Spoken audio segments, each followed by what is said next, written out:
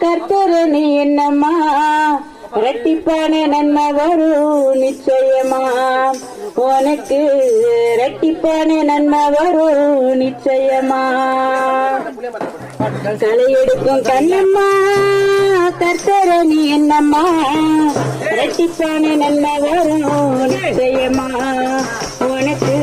இரட்டிப்பான நன்மை வரும் நிச்சயமா